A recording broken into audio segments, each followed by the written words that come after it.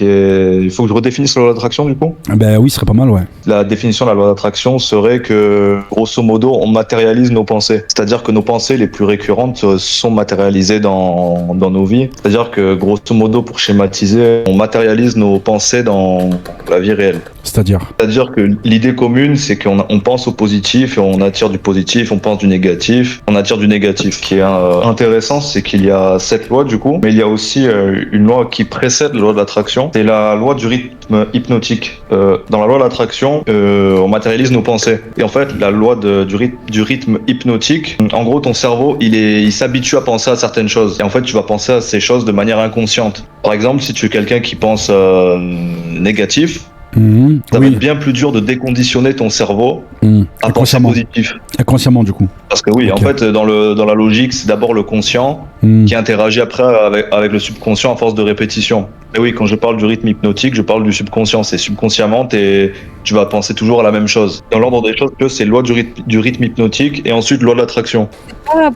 positif, négatif, parce que ça, c'est un peu simple. C'est si j'explique des choses à des petits.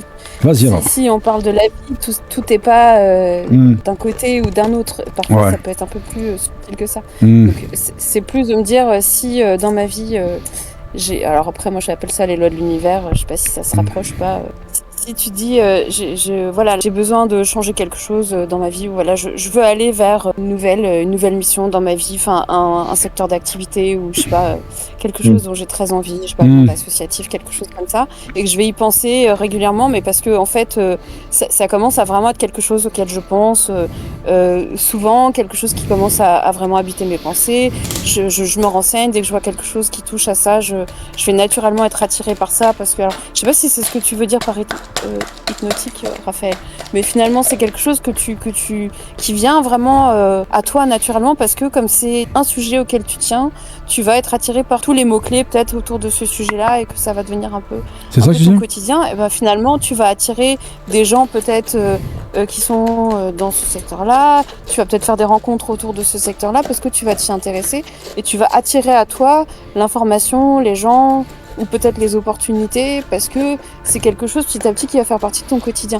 Est-ce que c'est un peu ça l'idée, ou pas du tout En fait, ça c'est l'idée plutôt de la loi de l'attraction. La loi du rythme hypnotique, ça va vraiment être au niveau du subconscient et de la manière de penser, si tu veux. En fait, c'est deux étapes différentes. En fait, la loi du rythme hypnotique, ça va être vraiment ce qui se passe au subconscient. Par exemple, tu as dit, si tu es intéressé par un projet ou quelque chose comme ça, un choix de carrière, tu vas penser qu'à ça. Et en fait, c'est là, ce niveau-là, c'est la loi du rythme hypnotique. Et ensuite, quand tu dis que tu vas attirer, etc., ça, c'est la loi de l'attraction. En fait, c'est deux choses différentes.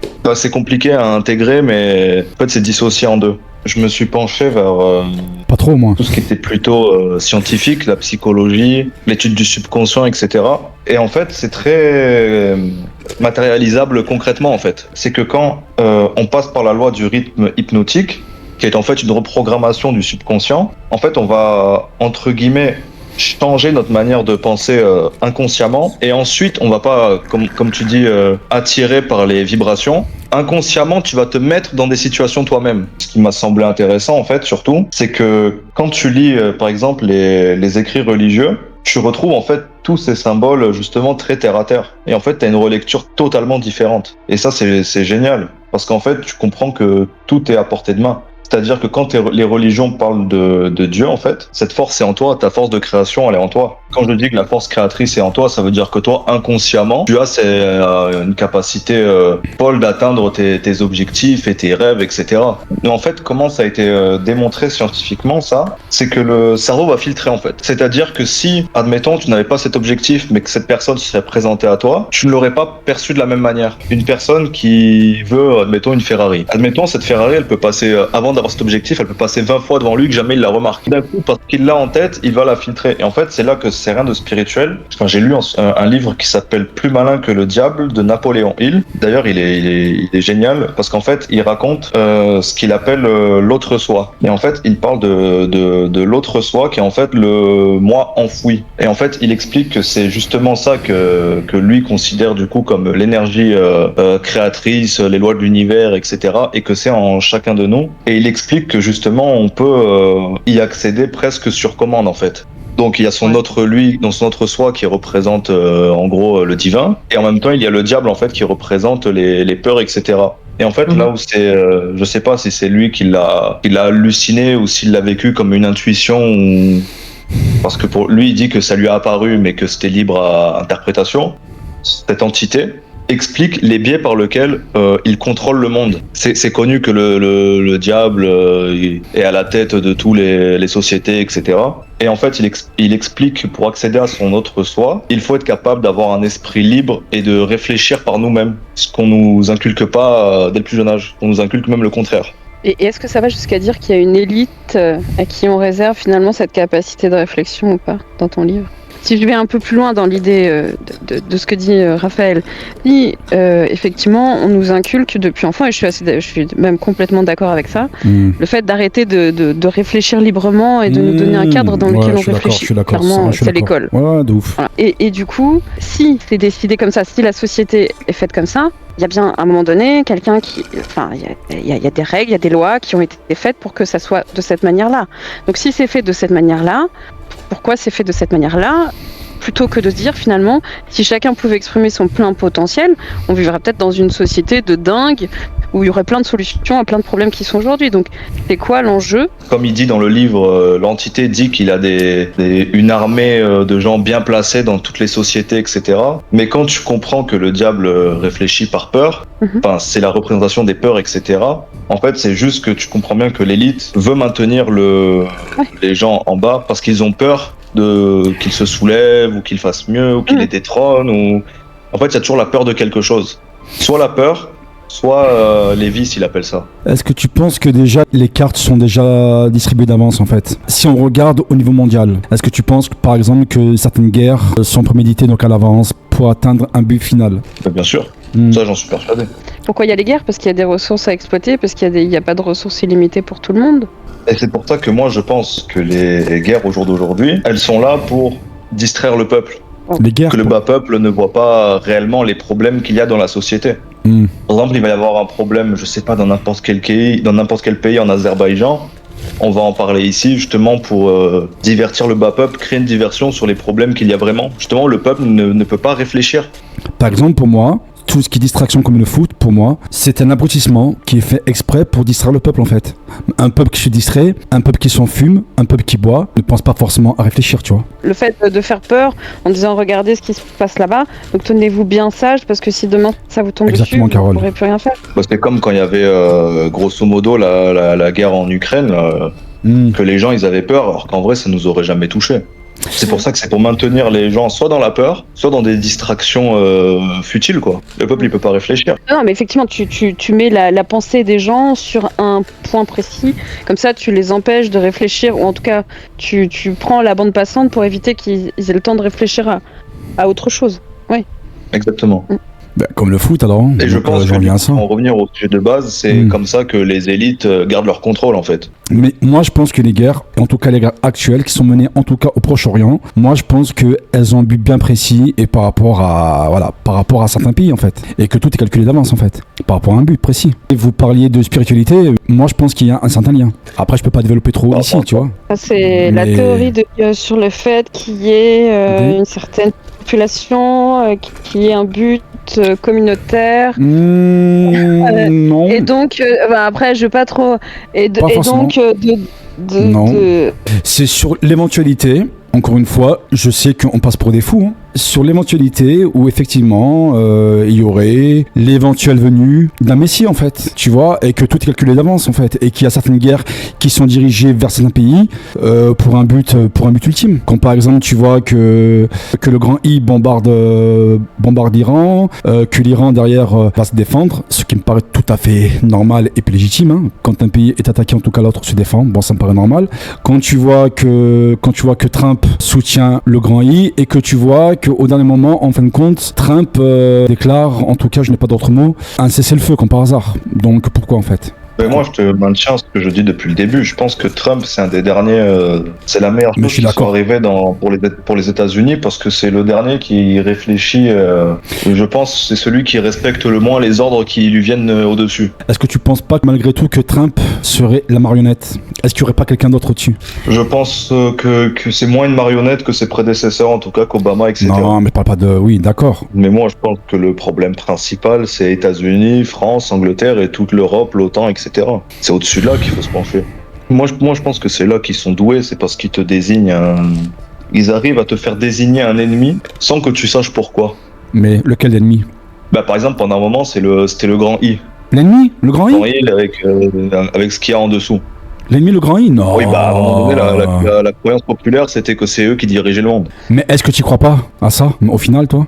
Non. Non, tu crois pas? Ok. Raphaël, tu sais pas où tu mets les pieds, là. Non, non. Après, il peut avoir son avis. Moi, j'ai le mien. Moi, j'ai le mien.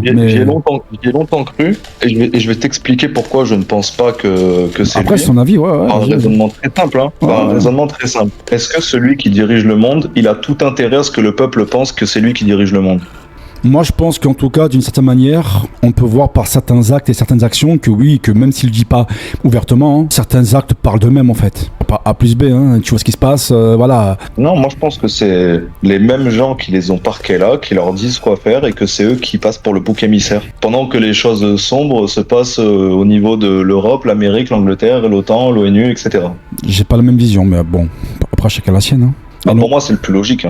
Moi, si je veux diriger le monde, j'ai plus d'intérêt à le faire en soum-soum plutôt que de dire à tout le monde et de le montrer, je contrôle le monde, je fais ce que je veux, je suis impuni. Si je veux avoir une stratégie d'avoir une vue prédominante et que je m'expose, soit je suis à 2 doigts d'y arriver d'après moi, et ça c'est une théorie, et du coup c'est pour ça que je commence à me montrer, parce que j'ai l'impression que j'arrive à la ligne d'arrivée, tu vois. Ouais, vas-y. Soit effectivement c'est pas vraiment moi, et il y a quelqu'un qui me manipule pour faire penser que c'est moi. Moi je pense qu'avec tout ce qu'il y a, s'ils étaient seuls et qu'ils n'avaient pas de grands et puissants alliés, je pense qu'avec tout ce qu'ils font, ça fait longtemps que les États-Unis les auraient rasés, comme l'Afghanistan, l'Iran, l'Irak, etc., le Yémen, etc. Bon, la team.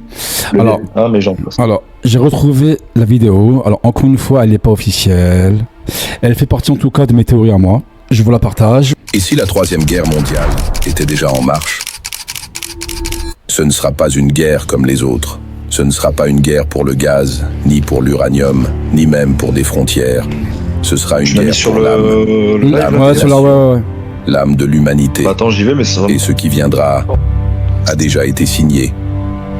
Pas dans des traités publics, mais dans des loges, des temples invisibles, des chambres sans nom. Depuis des siècles, tout est écrit. Le livre d'Ézéchiel parle de Gog et Magog, des armées du Nord encerclant Israël. Mais personne ne t'a dit que ces armées sont déjà en place, que les bases sont prêtes, que les alliances sont scellées par des pactes plus anciens que les États eux-mêmes. Dans l'Apocalypse, on parle de rois donnant leur pouvoir à une bête. Ce n'est pas une image religieuse, c'est un système, une matrice mondiale, une fusion des banques, des médias, des gouvernements, des technologies, pour forger un trône numérique. Ce feu, il ne sera pas déclenché par un missile. Il a déjà commencé. Dans la tête des enfants, dans la peur des peuples, dans les écrans qui dictent ta pensée. Les élites ne parlent pas de guerre. Elles parlent de reset, un mot poli, pour dire effacement. Effacement des cultures, effacement des histoires, effacement des âmes. Regarde autour de toi. Inflation, chaos migratoire, pandémie. Tu crois que c'est le fruit du hasard? C'est un puzzle dont chaque pièce a été posée. Et à la fin, la solution est déjà prête. Une seule monnaie, un seul gouvernement, un seul roi. Et ce roi ne sera pas choisi par les peuples. Il a déjà été désigné. Le centre du feu, ce ne sera ni Moscou, ni Washington, ni Pékin. Ce sera Jérusalem. Pas pour ses pierres, mais parce que Jérusalem est un portail. Le seul lieu où le trône de la bête doit être installé, selon les anciens écrits occultes. Et ce troisième temple, ce n'est pas un mythe. Il est prêt. Certains attendent de le bâtir, d'autres attendent qu'il brûle. Car ce n'est pas une guerre politique, c'est un rituel. Et pendant que tu choisis ton camp, eux avancent, en silence, en maître du jeu. Dans la prochaine partie, tu découvriras pourquoi la Russie, la Chine, l'Iran ne sont pas des ennemis choisis au hasard, mais les instruments d'un rituel mondial. Bon, après chacun, on fait ce qu'il veut. Hein. Ça rejoint exactement ce que je dis depuis le début. Hein. Là, c'est la première partie. Hein. Après, il y a une partie, bon, après on peut se faire sa théorie soi-même, croire en ce qu'on veut. Hein. C'est pour ça que je dis que l'homme qui pense est dangereux. Tu vois bien que la première phase du plan, c'est d'abrutir la population. Mais ça, je suis d'accord avec toi, de toute façon. On le voit tous les jours, hein. Donc, comme je te dis, enfin moi en tout cas c'est moi après c'est mon avis. Il parle de Jérusalem à la fin pour faire ressortir la bête. Mais quand je te parle que Dieu et le diable sont en nous, c'est ce que je te disais, c'est la peur, etc. Et quel est le conflit qui fait le plus peur aux gens depuis des milliers d'années? Enfin, depuis peut-être pas des milliers, mais des dizaines et des dizaines d'années. Israélo-palestinien, Jérusalem. Oui, c'est ça que je te dis. Oui, c'est ça que je te dis. Ça voudrait dire quoi pour vous s'élever? Quelle serait votre définition à vous? Ça serait comprendre comment le monde fonctionne pour utiliser ces rouages pour arriver à un stade où t'as plus à craindre tout ça déjà. Alors donc, je répète ma question précédente. Est-ce que tu penses qu'une majorité en France donc peuvent s'élever alors, si on part de ta définition à toi? S'ils le voulaient, bien sûr. Ah bon, tu penses? En France, tu penses que la majorité... Oui. Ah bon, tu penses? Ouais. S'ils le veulent, oui. C'est juste qu'on les a tellement mis pour beaucoup dans un confort, etc., que ça serait compliqué, évidemment. Est-ce que tu penses que l'humain ne se plaît pas dans ce confort-là? Je pense que l'humain n'a même pas conscience qu'il est dans ce confort-là. On en rejoint la loi du rythme hypnotique, c'est-à-dire que les gens, comme ils le disent dans ta vidéo, ils sont tellement habitués à scroller, etc., à ne pas faire attention à ce qui se passe autour d'eux, qu'ils sont conditionnés comme ça. Et donc, qu'est-ce qu'ils attirent à eux? Pas grand-chose, parce qu'ils sont conditionnés à pas faire grand-chose, ni à penser à grand-chose. Et pour casser une mauvaise habitude, ça a été prouvé aussi, c'est que c'est bien plus compliqué que pour en ancrer une bonne. Quand il y en a un qui réussit, genre, on va prendre, admettons Elon Musk, c'est le premier exemple qui me vient en tête. On va dire quoi? C'est un génie, c'est un vendu. En fait, on va tout faire pour te décourager à toi-même essayer. Tu vas dire à quelqu'un, qu'est-ce que tu en penses de Bill Gates? Il va te dire, c'est le diable incarné. Pourtant, c'est un milliardaire, il a sa fondation qui aide les pauvres et la recherche et je sais plus quoi.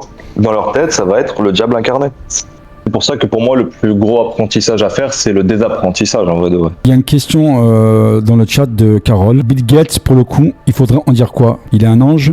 Au plus j'en apprends, que le bien et le mal, au sens où on l'entend, ça n'existe pas.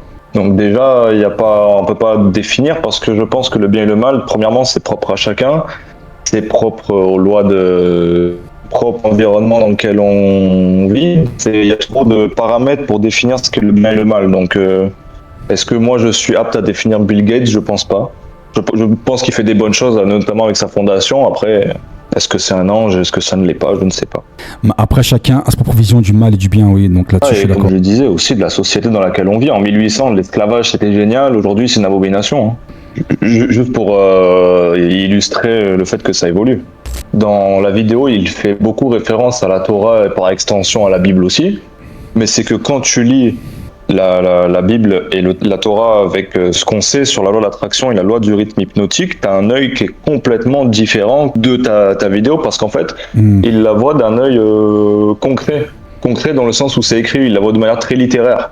Quand dans les livres religieux, ils parlent souvent, tu sais, que Dieu apparaît sous la forme de rêve. Dieu apparaît sous forme de rêve pour délivrer des messages. Mais en fait, ce qu'il faut savoir, c'est que l'inconscient communique par forme de rêve pour passer des messages.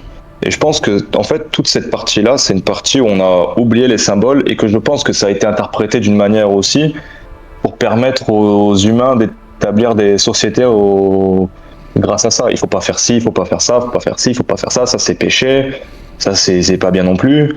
Alors qu'en fait, quand tu regardes, c'est vraiment des symboles. Quand Moïse ouvre la mer en deux. La mer en deux, ouais. Donc je disais que l'eau, par exemple, ça a une signification importante. Ça va être la purification et surtout, tu vas voir que c'est des schémas qui se répètent. Il y a un problème, l'eau va, entre guillemets, pour engloutir ce problème. Moïse, il se fait poursuivre avec les Juifs en sortant de l'Égypte. Il ouvre la mer en deux. De là, les Égyptiens sont engloutis par l'eau. Et quand tu relis, tu as plein d'exemples comme ça, où l'eau est un symbole, où en fait, c'est les problèmes qui sont, entre guillemets, balayés par le fait, par l'action de croire, en fait. Mais quand ils te disent de croire en Dieu, par exemple, dans la partie du Nouveau Testament où il y a Jésus, en fait, il est très clair. Il te dit Dieu est en toi. Ça, je l'avais lu aussi dans les blessures de l'âme par rapport au fait que Dieu est en toi. Donc ça, je l'avais lu auparavant, en fait. En fait, ce qui est intéressant, c'est que de relire ces livres-là, mais avec ce regard-là, et tu verras que le message change profondément.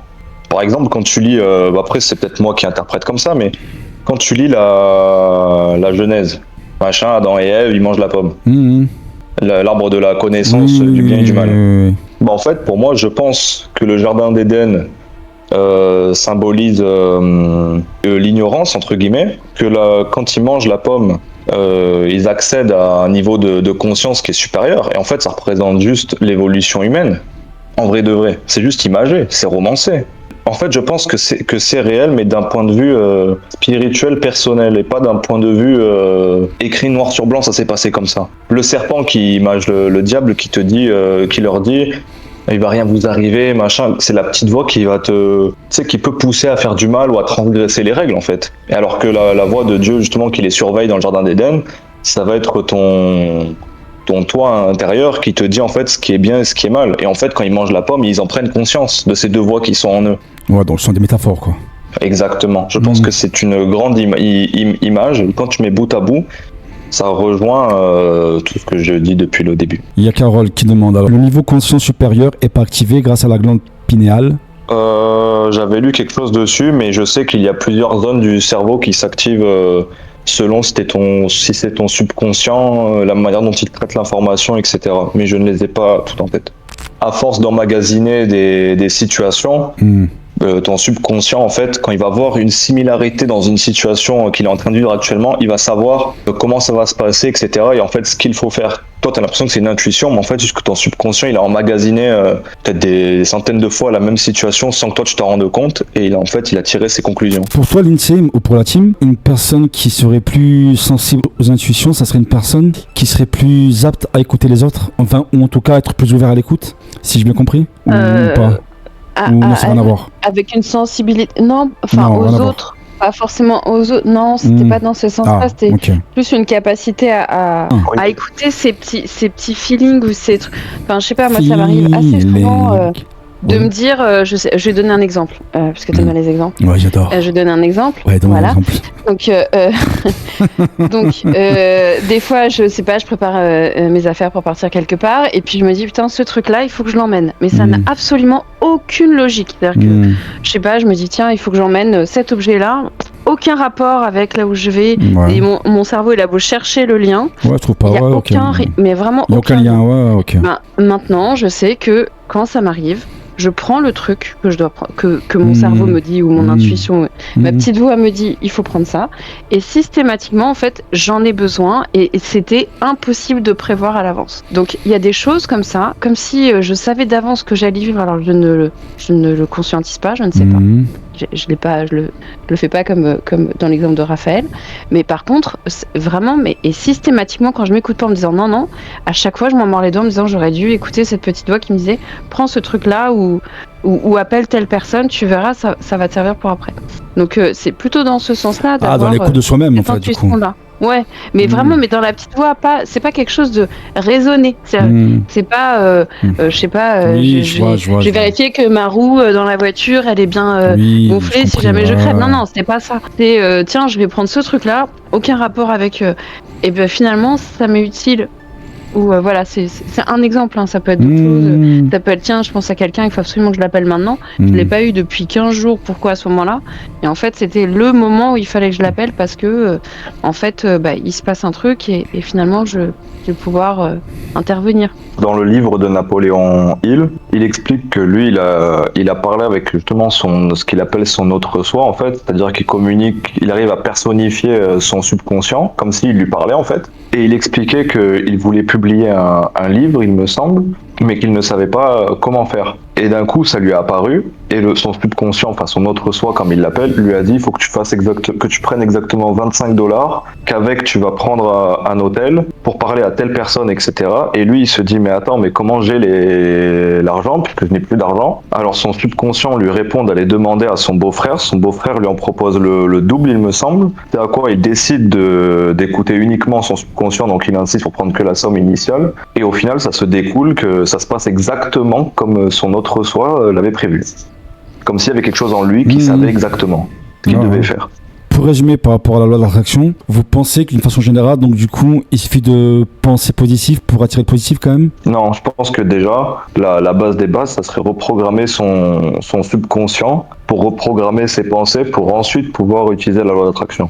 Ouais, mais comment le faire donc pour le coup, concrètement? Dans le livre, il donne plusieurs clés. Par exemple, il dit de faire des prières, mais bon, pas quelqu'un qui est au-dessus, genre Dieu ou quoi, mais dirigé vers soi-même en fait, pour communiquer avec son inconscient. Et ça a été prouvé justement scientifiquement que la répétition, les prières et les convictions envers ce que l'on veut croire finissent par impacter notre subconscient qui lui finit par changer.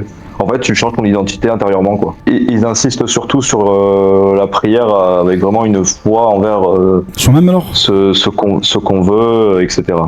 Okay. Parce que la méditation, c'est surtout vider son esprit pour vider le brouhaha intérieur, quoi. En fait, je sais que dans la littérature scientifique, ils font la distinction justement entre la méditation, l'autosuggestion et la prière. En fait, ils séparent les trois. La méditation, justement, pour vider le brouhaha, l'autosuggestion, juste le fait de répéter, et la prière, le fait de répéter, mais avec une intention et d'y croire, quoi. C'est pour ça que quand tu vois les livres religieux différents, mais que tu les lis, et que tu les lis avec cette vision-là des choses, en prenant en compte les symboles du subconscient, etc., en fait, ça raconte toujours la même chose, mais raconté de manière différente, en fait.